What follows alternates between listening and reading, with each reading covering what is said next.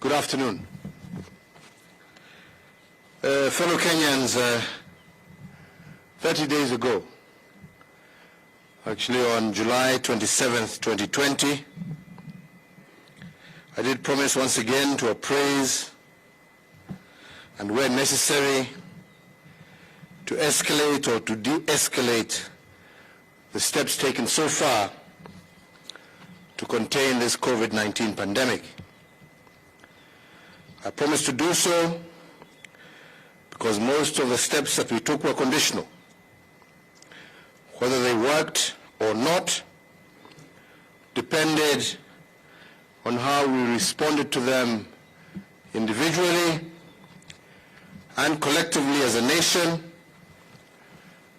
and as a people.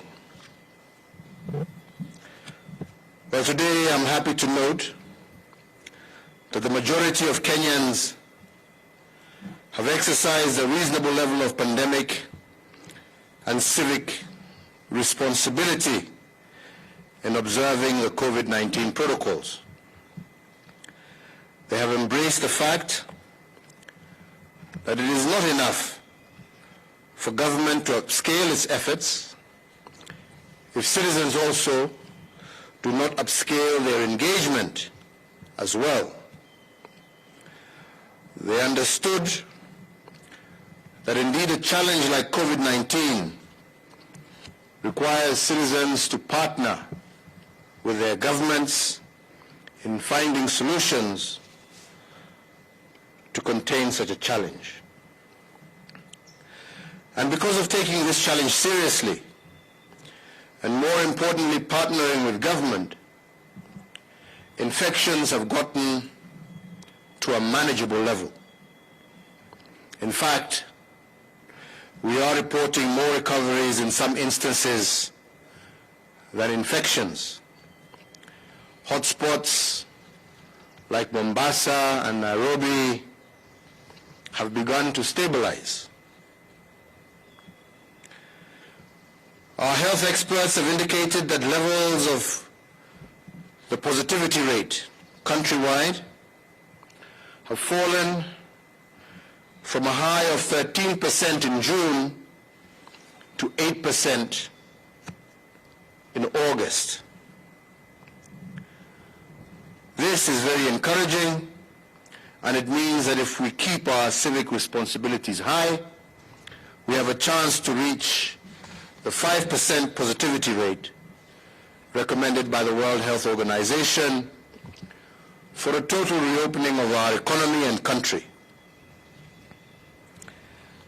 In that regard, as at this morning, the confirmed COVID-19 cases have risen by 213, bringing the aggregate total so far to 33,016.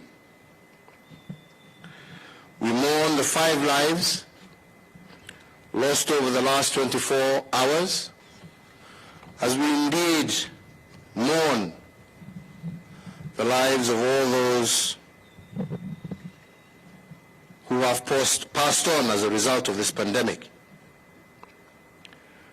Amid this tragedy, we are also remarkably thankful to God that we have, over the same period of 24 hours, recorded 241 recoveries, bringing our total number of recoveries to 19,296. So, fellow Kenyans, while we note the good progress that we have made so far in fighting this enemy, we must also acknowledge that this positive news is not a license for us to drop guard and backslide from our path of responsibility. Indeed, as I have mentioned in the past, we are fighting a war against an invisible enemy, and as we enter the 6th month of this war, we are also entering into a phase what is now being commonly referred to as the fog of war. In this phase, the combat arena is foggy. And in this fog war, the first instinct is that of self-preservation. You fight to propagate yourself, your family, and the environment that nurtures you. And in this foggy state, you also become aware that the government cannot police the daily activity nor the morality of every single individual citizen. In fact, in the fog of war, citizens, while maintaining their liberties, scramble first for survival. In sum, what will save us all in the war is exercise of civic responsibility. And I must emphasize here again that there are no unbearable responsibilities. In the face of a crisis like COVID-19, there are no unbearable responsibilities. And fellow Kenyans, let me make it clear when I talk about responsibility. I do not mean by responsibility who carries the burden, because responsibility is not a burden. It is a civic duty. Instead of seeing it as something you carry, we must seek it as a task, and a joyous one at that. It is a happy debt you pay to your fellow citizens for being a member of their community. The price you pay to propagate yourselves, your family, and your country. Fellow Kenyans, although we have done well in our attempt to flatten the curve, there are still two major challenges that have continued to stifle our efforts. First, while our determination to manage the spread of this pandemic in cities like Nairobi and Mombasa have started to pay visible dividends, this crisis has, however, begun to percolate to the counties. The new frontier of this invisible enemy is increasingly shifting to the counties and to our rural areas. Whereas there is no doubt that notable expansion of the health sector architecture has taken place in the counties, and for this I want to thank you, Governor Oparanya, and your colleagues. More needs to be done, and the pace of this expansion should be increased in order to cope with the gradual shift of this pandemic to the counties. So therefore, dear friends, given this challenge, but also the need for us going forward to anchor universal health coverage in the expanding health architecture, I today direct as follows. And the first is that the Cabinet Secretary for Health, acting jointly with the Chairperson of the Council of Governors, shall constitute a national reference group on COVID-19 to review the efficacy of our response to this pandemic so far. The group should record lessons learned and feed them back into the sector nationally, but also in the counties. The group should also formulate strategies to identify our institutional weaknesses within our healthcare system at both tiers, both national but also county, and recommend also ways to increase the representation of county governments in the boards of healthcare agencies, and recommend ways in which our national responses to healthcare emergencies can be improved. The same National Reference Group on COVID-19 should position healthcare as a driver also to our manufacturing sector and our agenda by ensuring that preference is given to local manufacturers in the procurement of pharmaceuticals and non-pharmaceutical products, not just for this pandemic, but also taking into cognizance our universal health care agenda. The National Reference Group on COVID-19 should also expand their ongoing work and establish the Kenya COVID Vaccine Consortium, so that our research institutions, which are already doing great work, can now come together, bringing on board all relevant stakeholders locally, but also partnering with those internationally, and together sharpen their focus on the development as well as the testing of COVID-19 vaccines locally here in Kenya and for our region. Next, following the allegations of impropriety at the Kenya Medical Supplies Authority, better known as KEMSA, the relevant investigative agencies of our country are currently fully seized with the matter.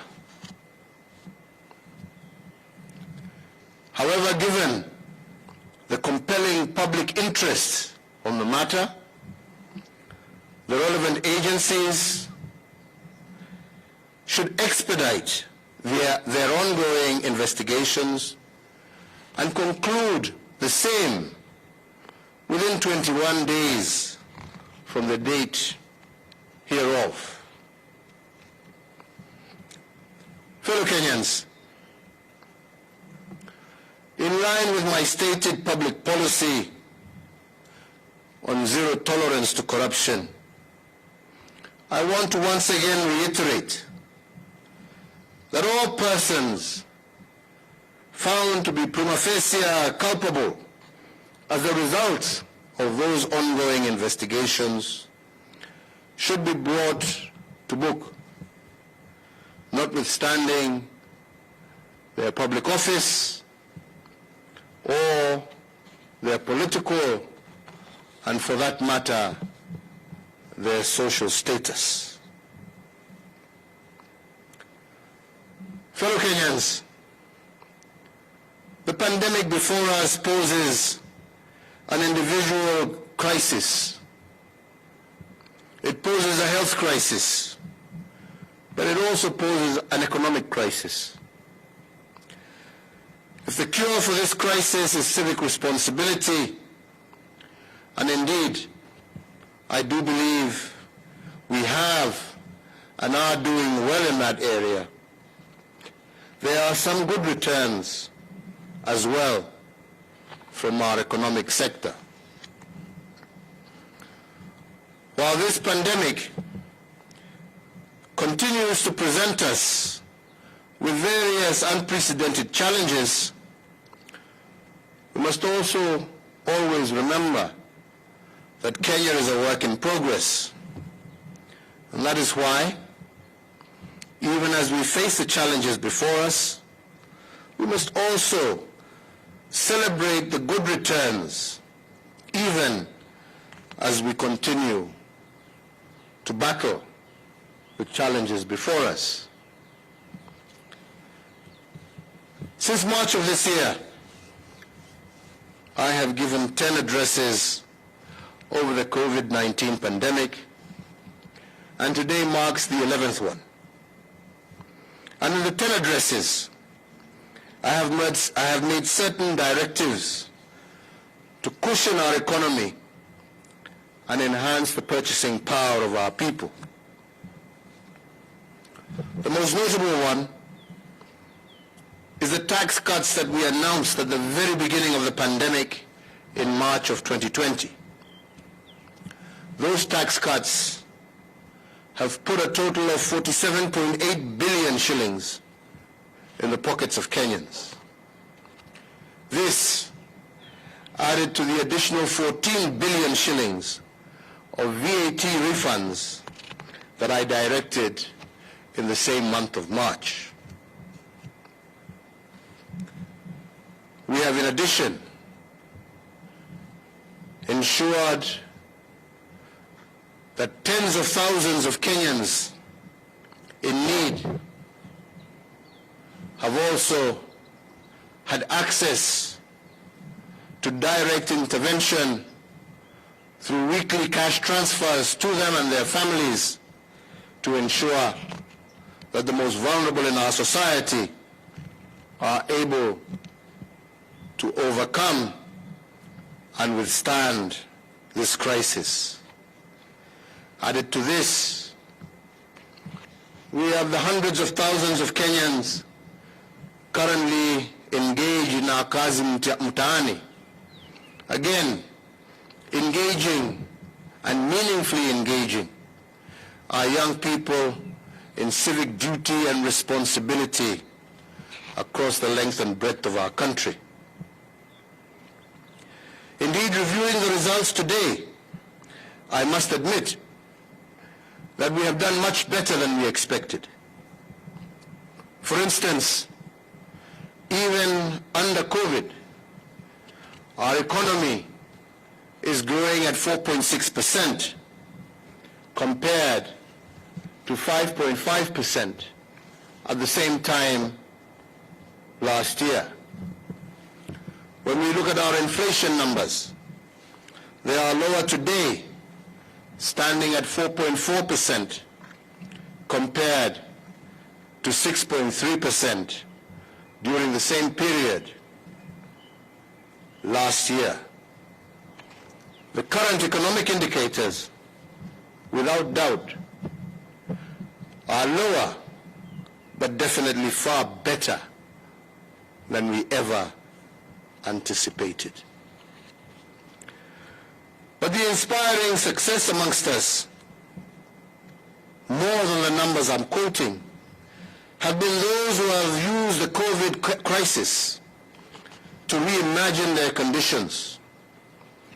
Our banking sector, for instance, has begun to retool and to humanize their model as a result of our meetings at the initial stages of this pandemic.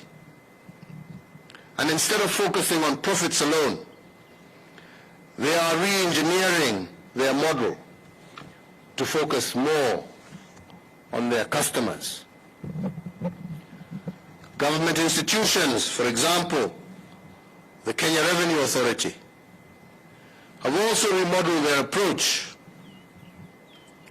As an example also, instead of destroying 1.5 million liters of illicit ethanol that was in their custody, working together with other government agencies like Kenya Pipeline and many others, they converted that illicit ethanol into hand sanitizers that were distributed freely throughout the length and breadth of our country. But those aside, the most inspiring story of reimagining your circumstance during this COVID crisis is from a proprietor of one of the big private schools that unfortunately was forced to close. In order to meet his commitments and obligations to banks and suppliers, Juan Joseph Kuho turned his school temporarily into a farm, rearing chickens and producing food. Our exporters too are retooling and turning this unfortunate challenge into promise. For example, many expected that the thousands and thousands of Kenyans employed in our floriculture and horticulture industry would collapse. But instead, through various interventions, we have seen our horticultural sector earnings jump to Kenya shillings 81 billion between January and June 2020, compared to 76 billion for a similar period last year. Earnings from Kenyan fruits alone nearly doubled from Kenya shillings 7 billion to 12 billion. What these examples of retooling businesses in times of crisis teaches us is that a crisis represents both a danger but also an opportunity. And those who horrify themselves with danger, unfortunately, will not survive. But those who choose to exploit the opportunities presented by the crisis become the new heroes of the moment. We have seen young men and women across the breadth of our country engineer making ventilators, making beds for our hospitals. These, without doubt, are the heroes of the moment. Fellow Kenyans, in order to secure the achievements that we have made so far and to build on them in the future, I now today, once again, further order and direct as follows. 1. The Cabinet Secretary for Interior Coordination of National Government, in conjunction with the Chairperson of the Council of Governors, shall in 3 weeks convene an inclusive national consultative conference to review our national and county COVID-19 response so far, and together with all stakeholders, we chart Kenya's post-COVID future, because this is a future that we can see if we continue with our civic responsibility. Number 2, the closure of bars and nightclubs shall continue for a further 30 days. However, the prohibition against the sale of alcohol by licensed hotels with residents is today vacated. In the next 30 days, I have also directed that the Ministry of Health, in conjunction with all bar owners, will develop self-regulating mechanisms as part of their civic responsibility to their clientele in order to allow their resumption. 3, that the closing time for restaurants and eateries be and is hereby varied by 1 hour from 7 p.m. to 8 p.m. effective the 27th of August 2020. 4, in accordance with the recommendations of the Interfaith Council, the maximum numbers of persons permitted to attend funerals and weddings is reviewed upwards from 15 to 100, with all in attendance abiding with the Ministry of Health protocols. 5, that the ban on the sale of second-hand clothing, otherwise known in Kenya as mitumba, is herewith lifted, and details of how this will be operated and the protocols for the same will be announced by the government tomorrow. 6, that the Ministry of Sports, Culture and Heritage and the Ministry of Health will jointly issue guidelines on the gradual resumption of sporting events in Kenya. 7, that the nationwide curfew that is currently in force between the hours of 9 p.m. to 4 a.m. daily be and is hereby extended by a further 30 days. Fellow Kenyans, in concluding my remarks today, let me take this opportunity to say something about our Constitution. Tomorrow, the 27th of August, 2020, will mark the 10th year since we promulgated our new Constitution. This Constitution has been hailed the world over as one of the most progressive, not only in our region or the African continent, but the world over. And this is because it is an embodiment of what a social contract between people of different origins and their governments should be. But I must remind us all of one thing. If our past is constantly at war with our present, we will together lose our future. And the spirit of this Constitution was meant to reconcile our past with the present in order to secure our future. But the crafters of this social contract also told us and reminded us that a constitution was a work in progress.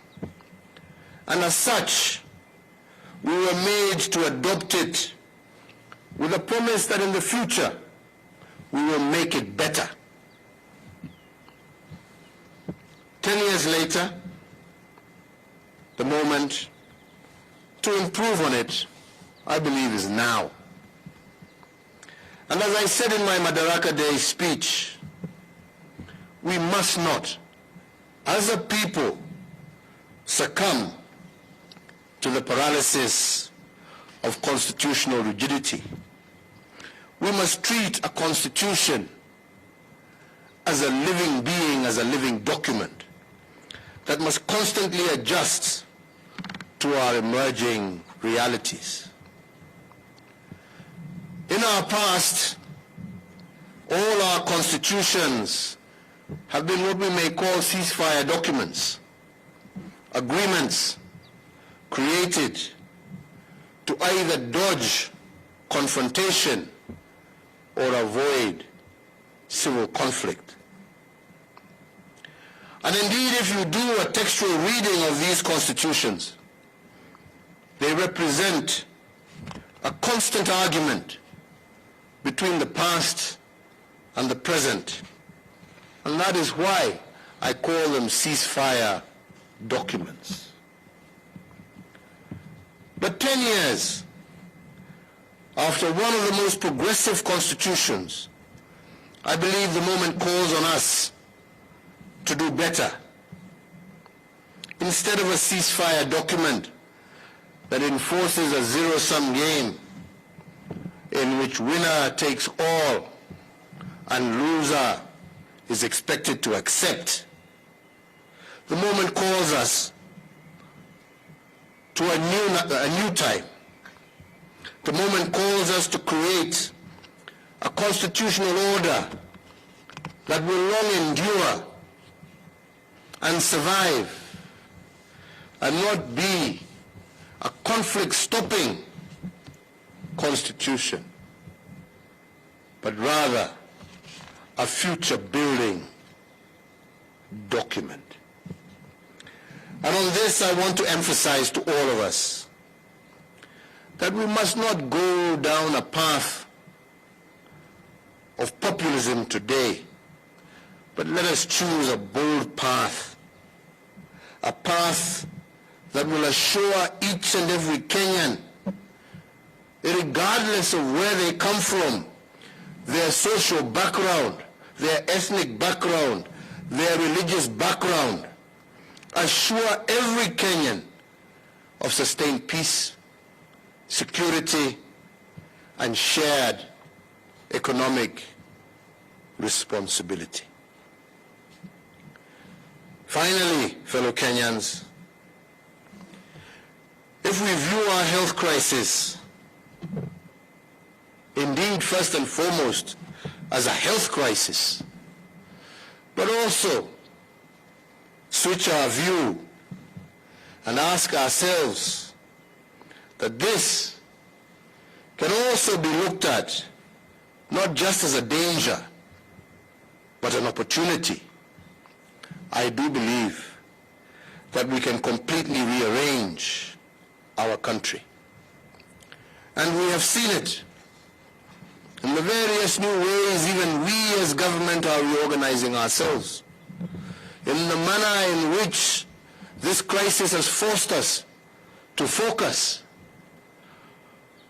on the most disadvantaged in our country, in the health clinics that we are building in our informal settlements, in the roads that we are building in our informal settlements where the majority of our people live, in the opportunities through Kazi Mtaani and many other government programs that we intend to initiate to support our young people, in the manner in which we are also reorganizing our government to take advantage of digital technology in the performance of our work and in our outreach. I do believe we can rearrange our country. I do believe that it is possible and that our constitutional architecture can be not a conflict resolution document, but a document that lays the architecture of our future heritage. And indeed, as Abraham Lincoln once said, the only way a people or a nation can predict the future is to invent it themselves. We can invent together that future, and we want to do so through our actions of civic responsibility today. May God bless you all. May God continue to bless this great Republic of Kenya. Asanteni sana, twashukuru. Wageni wanataka kusema kitu? Your Grace, is there anything you may wish to add? Nyinyi nimesoma kwa niaba yenu. Yeah? So asanteni sana, Mungu awabariki, tumeshukuru. Na nimesema baada ya wiki 3 tutakuwa na mkutano mkubwa ambao utahusisha wawekadau wote, county governments, serikali kuu, makanisa, mamisikiti na maimams wetu, wafanyi biashara, civil society, na wale wote ambao wana nia njema kwa taifa lao la Kenya, kujadiliana yale ambaye tumeweza kutekeleza wakati huu mgumu wa COVID, na pamoja tupange yale ambayo tutatekeleza baada ya hii jangwa kutupita, na kujua ni kwa njia gani pamoja tutajiinua